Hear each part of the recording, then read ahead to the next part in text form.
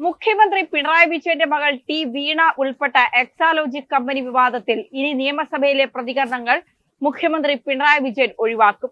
കഴിഞ്ഞ ദിവസം തന്റെ ഭാര്യയും വീണയുടെ അമ്മയുമായ കമലയുടെ പെൻഷൻ തുക കൊണ്ടാണ് എക്സാലോജിക് കമ്പനി തുടങ്ങിയതെന്ന് പിണറായി സഭയിൽ പറഞ്ഞിരുന്നു. എന്നാൽ രേഖകളിൽ വായ്പയായാണ് കമ്പനിയുടെ മൂലധനമെന്ന് വ്യക്തമാണ്. ഇതിനൊപ്പം കരിമണൽ കർത്തയുടെ കീഴിലുള്ള സാമ്പത്തിക സ്ഥാപനത്തിൽ നിന്നാണ് വായ്പ എടുത്തതെന്നും സൂചനകളെത്തി. കമലയുടെ പെൻഷൻ തുകയും അന്വേഷണ പരിധിയിലെത്തുന്ന സാഹചര്യം ഉണ്ടായി. നിയമസഭയിൽ ഇതുമായി ബന്ധപ്പെട്ട അഴിമതി ആരോപണം എത്തിയാൽ അതിന് മുഖ്യമന്ത്രി മറുപടി പറയണം.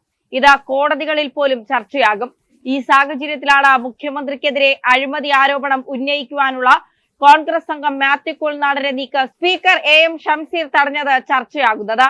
എഴുതിക്കൊടുത്ത അഴിമതി ആരോപണം അവതരിപ്പിക്കാൻ അനുവദിക്കാത്തതിൽ പ്രതിഷേധിച്ച പ്രതിപക്ഷം വോക്കൌട്ട് നടത്തുകയും ചെയ്തു. വീണയുമായി ബന്ധപ്പെട്ട കേസ് കർണാടക ഹൈക്കോടതിയുടെ പരിഗണനയിലാണ്. അതുകൊണ്ട് തന്നെ ഈ ഘട്ടത്തിൽ പ്രതികരണങ്ങളിൽ കരുതൽ വേണം. അനാവശ്യ വിശദീകരണങ്ങൾ കോടതിയിൽ പോലും സീരിയസ് ഫ്രോഡ് ഇൻവെസ്റ്റിഗേഷൻ ഏജൻസി ചർച്ചയാക്കും. അതുകൊണ്ടാണ് പ്രകോപനങ്ങളിൽ വീഴുന്ന പ്രതികരണം നടത്തരുത് എന്ന ഉപദേശം എല്ലാവർക്കും കിട്ടുന്നത്. പ്രകോപനം ഉണ്ടാക്കാൻ പലരും ശ്രമിക്കുമെന്നും അതിൽ വീഴരുതെന്നുമാണ് ബന്ധപ്പെട്ടവർ നൽകിയ ഉപദേശം. അതുകൊണ്ട് തന്നെ ഓരോ വാക്കും ഈ വിഷയത്തിൽ കരുതലോടെ മാത്രമേ ഉണ്ടാകൂ എന്നതാണ് വസ്തുത. മാത്യു കുഴൽനാടനും ഷോൺ ജോർജും കൂടുതൽ അഴിമതികൾ പുറത്തുവിടുമെന്ന നിലപാടിലുമാണ്. അങ്ങനെ ആരോപണം എത്തിയാലും കോടതിയിലെ തീർപ്പുണ്ടാകും വരെ തൽക്കാലം എക്സാലോജിക്കുമായി ബന്ധപ്പെട്ടവർ പ്രതികരിക്കില്ല. ബജറ്റ് ചർച്ചകളിൽ പ്രസംഗിക്കുന്നതിനിടെയാണ് മാത്യു അഴിമതി ആരോപണം ഉന്നയിക്കുകയാണെന്ന് പ്രഖ്യാപിച്ചത്. അപ്പോൾ തന്നെ ഷംസീർ എതിർത്തു. ആരോപണം ഉന്നയിക്കാൻ അനുമതിയില്ലെന്ന് പറഞ്ഞ അദ്ദേഹം മാത്യുവിന്റെ മൈക്ക് ഓഫ് ചെയ്യുമെന്ന ടെക്നീഷ്യന്മാരോട് ഉച്ചത്തിൽ വിളിച്ചാവശ്യപ്പെട്ടു. ഇതോടെ ആരോപണം സഭയിലെത്തിയില്ല. ഫലത്തിൽ മുഖ്യമന്ത്രിക്ക് മറുപടി പറയേണ്ടിയും വന്നില്ല. സ്പീക്കറെ പിന്തുണച്ചുകൊണ്ട് ഭരണപക്ഷാംഗങ്ങൾ എണീറ്റു. ഭരണ പ്രതിപക്ഷാംഗങ്ങൾ ബഹളം വയ്ക്കുന്നതിനിടെ രമേശ് ചെന്നിത്തല എണീറ്റു. ആരോപണ സ്പീക്കർക്ക് എഴുതിത്തരുന്ന അംഗങ്ങൾക്ക് അത് അവതരിപ്പിക്കാൻ അനുമതി നൽകുന്നതാണ് കീഴ്വഴക്കമെന്ന് അദ്ദേഹം ഓർമ്മിപ്പിച്ചു. അത് തള്ളിക്കളഞ്ഞ സ്പീക്കർ ഏതെങ്കിലും ഫോട്ടോസ്റ്റേറ്റ് തെളിവായി കാണിച്ച ആരോപണം ഉന്നയിക്കാനാവില്ല. നിയമസഭാ ചട്ടം 285 അനുസരിച്ച് അഴിമതി ആരോപണം ഉന്നയിക്കാൻ അനുമതി കൊടുക്കണോ വേണ്ടയോ എന്ന് സ്പീക്കർക്ക് തീരുമാനിക്കാം. സഭയുടെ വിശുദ്ധി സംരക്ഷിക്കാൻ സ്പീക്കർക്ക് ബാധ്യതയുണ്ട്. ഇത് കേട്ടതും പ്രതിപക്ഷാംഗങ്ങൾ നടുത്തളത്തിലേക്ക് കുതിച്ചു. ഇതിനിടെ CPM അംഗം കെ ശാന്തകുമാരിയെ സ്പീക്കർ പ്രസംഗിക്കാൻ ക്ഷണിച്ചു.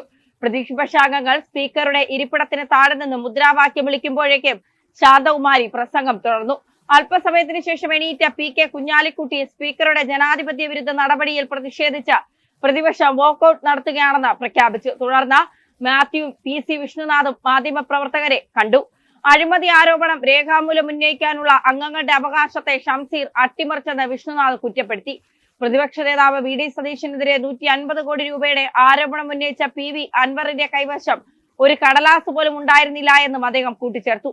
എക്സാലോജിക് ക്രമക്കേടിൽ മുഖ്യമന്ത്രി പിണറായി വിജയനെതിരെ തെളിവ് സഹിതം ആരോപണം ഉന്നയിക്കാനാണ് താൻ ശ്രമിച്ചതെന്ന് മാത്യു കുഴൽനാടൻ വെളിപ്പെടുത്തി.